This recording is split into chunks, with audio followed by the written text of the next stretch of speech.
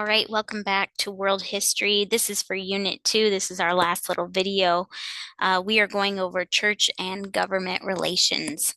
So, last time we left off with the three institutions that God ordained: family, church, and government.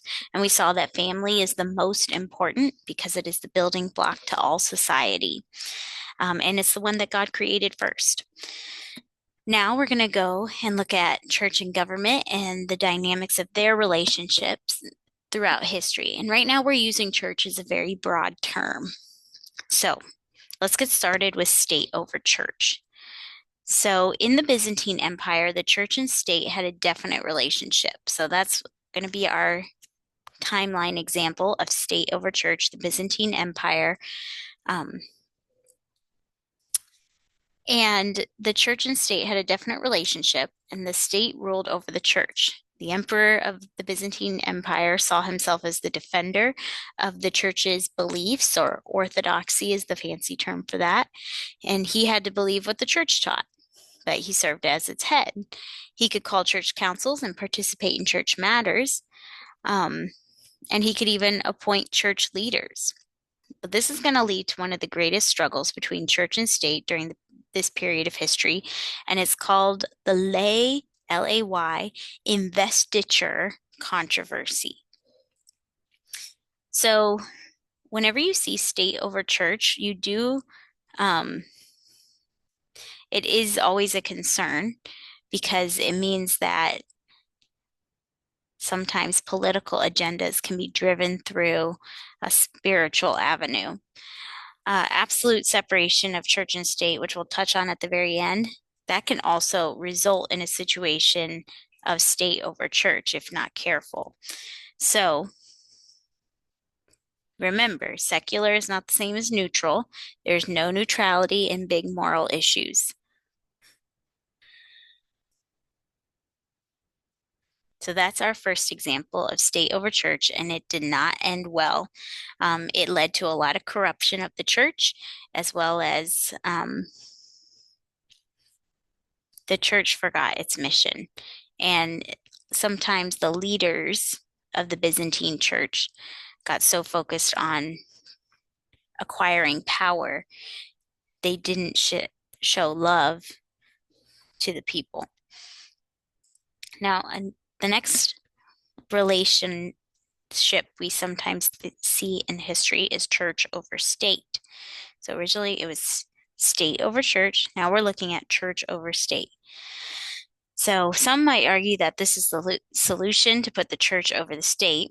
However, this method has been tried and it's failed. And the Middle Ages is a good example of that. The Roman Church declared its dominance over governments in Western Europe. And the Roman Church at the time was allowed to perform political functions with the understanding that the church held more power than the state. Exercise of this power was probably best demonstrated during Pope Boniface, not Pope Boniface, during Pope Innocent III. Pope Innocent III's reign, that was around 1198 to 1216.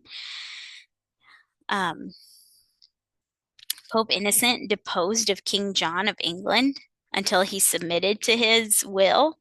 Innocent also forced Philip II, the King of France, to put aside his second wife and take back his first wife, messing with the lives of those in government. But not all kings accepted the decrees of the Roman Church. In 1303, when Pope Boniface, now we're moving on to a different pope a little bit later, tried to exercise papal power, the French king actually removed him from power and seized control of the papacy himself. And now yet again, we see state over church. So for state over church equals Byzantine Empire, church over state equals Middle Ages. And then our last dynamic we see is distinction and influence. And this is where the state and the church are distinct institutions and they have their own lanes and responsibilities, but they influence each other. And we have a biblical basis for this position. Even in Israel, the king and the high priest were not the same. When King Saul and King Uzziah tried to change that, God reacted very negatively. We see in 1 Samuel 13 as well as 2 Chronicles 26. So this truth is also implied in the New Testament era when God's people are not closely identified with any specific state. So, this is the ideal relationship between church and state because it preserves the institution's distinct functions while giving Christians people a significant moral influence on the nation.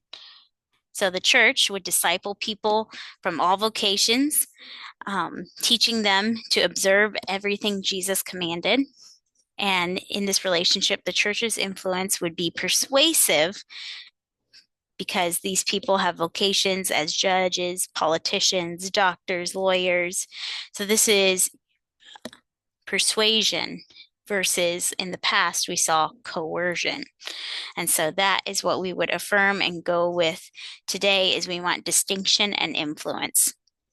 Now, because the world has fallen, even in this ideal situation, we're not going to always see it carried out in the most ideal way because all of humans have a sin nature. But this is the ideal. It is something to strive for. And I think the last thing I want to note is some people promote absolute separation between church and state. And church right now, they're saying is any religious influence. And this is a classic secularist view. Secularists assume that separation of church and state means no religion in the public life. Secularism has ruled all religious arguments on political matters as inadmissible evidence.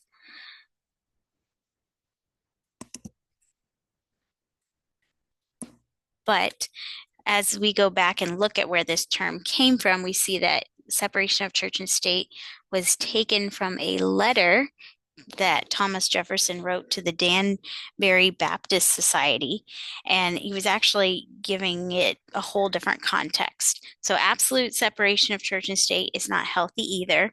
We would advocate for distinction and influence. I hope that's helpful. Have a great day.